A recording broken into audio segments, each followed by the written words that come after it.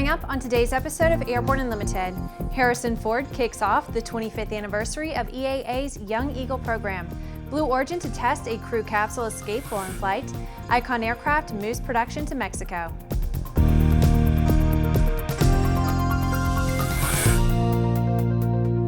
I'm Bree Cross. It's September 13th, 2016, and this is Airborne Unlimited.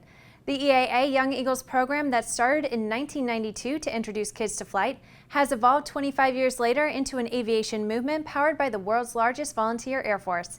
This year, it will celebrate its 25th anniversary that began with the flight of the 2 millionth Young Eagle by former Young Eagles chairman and celebrated actor Harrison Ford at EAA AirVenture this year.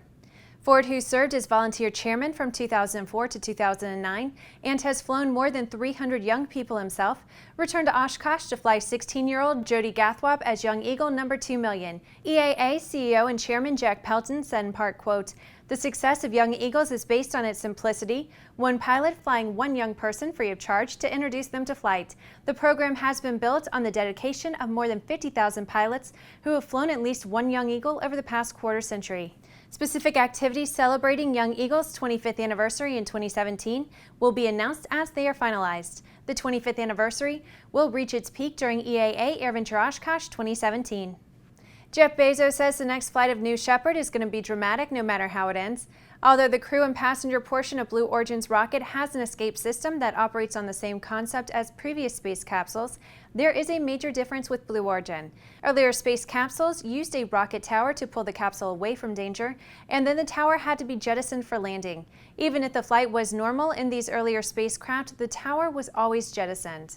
The Blue Origin crew capsule has the rockets built into the capsule, and these are the same rocket motors that helped during the landing of the capsule. While the Blue Origin system has been tested from the ground, this will be its first in-flight testing, and it will take place during the most stressing condition, which is maximum dynamic pressure through transonic velocities. Blue Origin has shown that it can recover boosters, but it's expected that this booster will be destroyed during the test, although Bezos did add this caveat, quote, "Nevertheless, the booster is very robust and our Monte Carlo simulations show there's some chance we can fly through these disturbances and recover the booster." Bezos said that the test should be in the first part of October and, quote, "We'll webcast it live for your viewing pleasure." After the break, Icon Aircraft is looking for production solutions in Tijuana. Redbird is quickly becoming the industry standard for flight training. Since Redbird introduced its revolutionary FMX in 2007, colleges, universities, and flight training operations around the world have integrated Redbird products into their curriculum. It's time to discover what Redbird can do for you. Join the migration. Concorde's recombinant gas RG series sealed battery technology produces a high-performance battery with the advantages of being pre-tested and fully charged at the factory. Find out more about Concorde's entire line of batteries at www.concordebattery.com. Concorde, the heart of your aircraft. Welcome back. If you have a story suggestion for Airborne Unlimited, Aero-TV, our website or podcast, just email to news-spy@aero-news.net. Icon Aircraft, after failing to produce a workable manufacturing operation here in the States, will be shifting its composites fabrication to a plant to be built in Tijuana, Mexico early next year, according to reports in the Mexican media.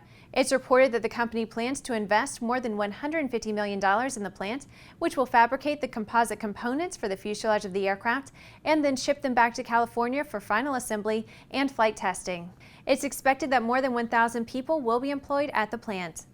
Icon claims to have more than 1,800 deposits for the A5 amphibian airplane, according to the company, a number questioned by a number of industry observers. The company has faced several questionable self-imposed challenges in bringing the A5 into production. Statements about the capabilities and performance of the company have often been proven to be false, and many claims made by the company are now viewed with suspicion. Every Tuesday, we look ahead at some of the more interesting events in the aviation universe. Here is this week's Aero-Calendar.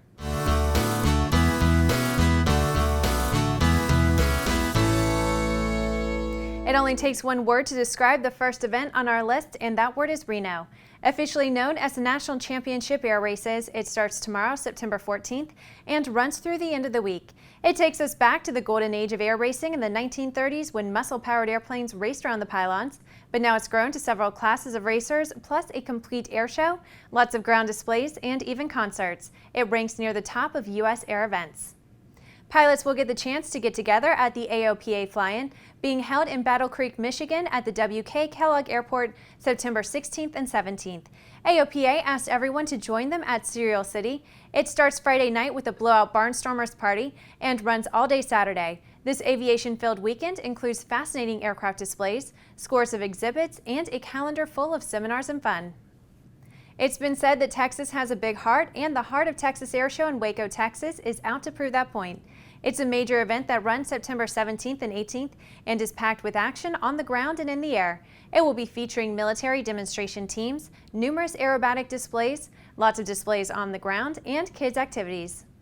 And for our final event, we at A&N are saying goodbye to an old friend. September 16th through the 18th marks the last fly-in at Lee Bottom in Hanover, Indiana. It's been said that the Lee Bottom Flying Field fly-in has always been known as where everybody goes at the end of summer. It's a delightful location on a friendly grass airfield that will be sorely missed. If attending this event is on your bucket list, this is your last chance. After these messages, the ACS changes the definition of slow flight. Sandia introduces the new SAI 340 Quattro TSO'd airspeed, attitude, altitude, and slip. With integral backup battery, safety never looked so good. See it now at www.sandia.aero. There's a difference between charting a steady course and pushing for the ceiling. And for nearly a century, Hartzell Propeller has been defining that difference. It's in our passion for engineering and research and our dedication to testing the limits of performance. We are built on honor. We are Hartzell Propeller. Welcome back. With so much news coming out of the aviation industry, we're summarizing some other interesting stories in a brief segment we call Around the Patch.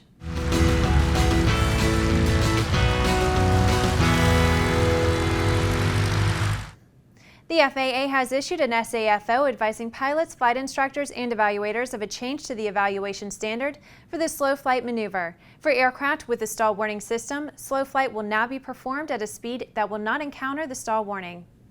The Flight Design Aircraft Manufacturing Company is restructuring its business to solve its financial problems.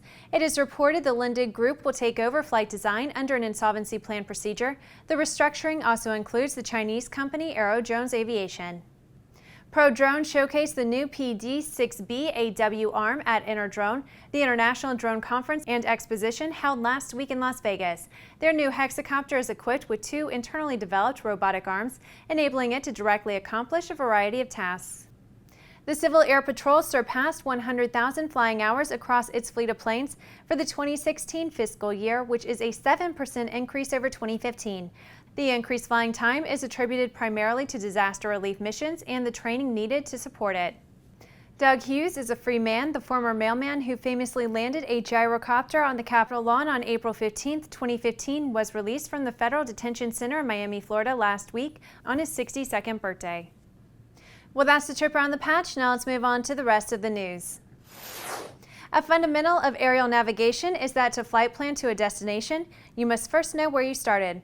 The pilot of an AirAsia flight that was supposed to fly from Sydney, Australia to Kuala Lumpur in Malaysia landed in Melbourne instead after the pilot apparently input the wrong starting coordinates into the airplane's navigation system. In a report issued by the Australian Transportation Safety Bureau on March 10, 2015, an Airbus A330 operated by Malaysian-based airline AirAsia X was conducting a regular passenger service from Sydney, New South Wales to Kuala Lumpur, Malaysia.